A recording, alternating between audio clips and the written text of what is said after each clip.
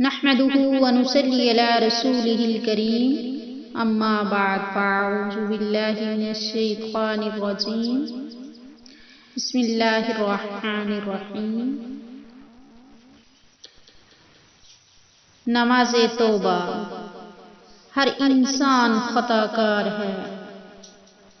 نبی کریم صلی اللہ تعالی علیہ وسلم نے فرمایا، ہر ابن آدم خطا کار ہے اور بہترین خطا کار وہ ہے جو بہت توبہ کرنے والے ہیں۔ اللہ رب العزت بہت زیادہ توبہ قبول کرنے والے ہیں۔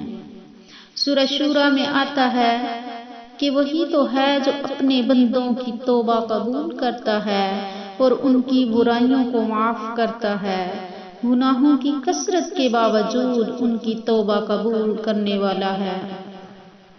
حدیث پاک میں آتا ہے کہ رسول اللہ صلی اللہ علیہ وسلم نے فرمایا، اللہ تعالیٰ فرماتا ہے، اے ابن آدم، بے شک تو جب تک مجھے پکارے گا اور مجھ سے امید رہے گا، جو بھی گناہ تجھ سے ہوں گے میں تجھے بخشتا رہوں گا اور میں کوئی پرواہ نہیں کروں گا۔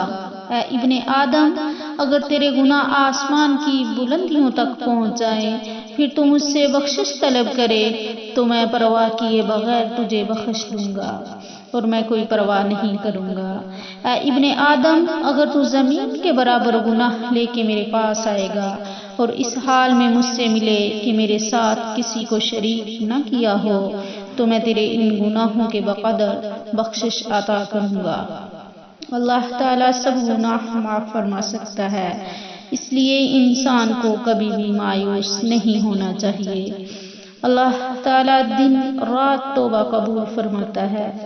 نبی کریم صلی اللہ تعالی علیہ وسلم نے فرمایا، بے شک اللہ رات کے وقت اپنا ہاتھ پھیلاتا ہے تاکہ دن کا گناہگار توبہ کر لے، اور دن کو اپنا ہاتھ پھیلاتا ہے تاکہ رات کا گناہگار توبہ کر لے، یہاں تک کہ سورج اپنے مغرب سے طلوع ہو جائے۔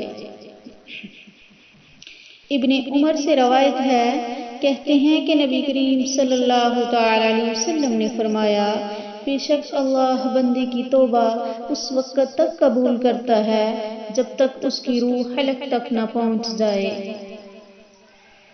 تو اس لیے انسان کو کبھی بھی مایوس نہیں ہونا چاہیے۔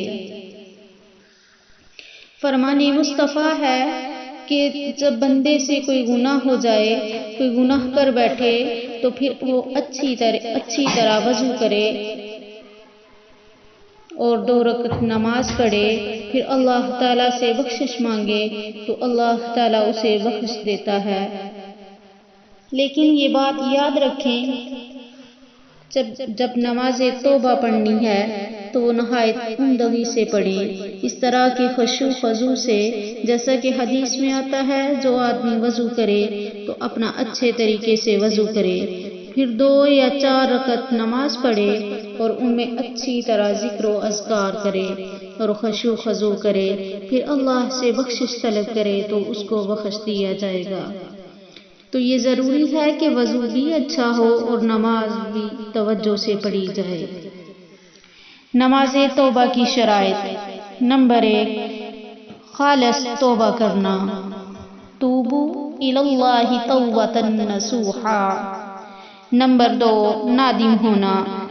حدیث پاک میں آتا ہے کہ ندامت ہی توبہ ہے۔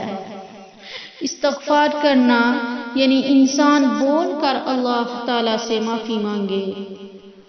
اصرار نہ کرنا یعنی وہ گناہ جس سے وہ توبہ کر رہا ہے اس کو دوبارہ اپنی زندگی میں نہ کرے۔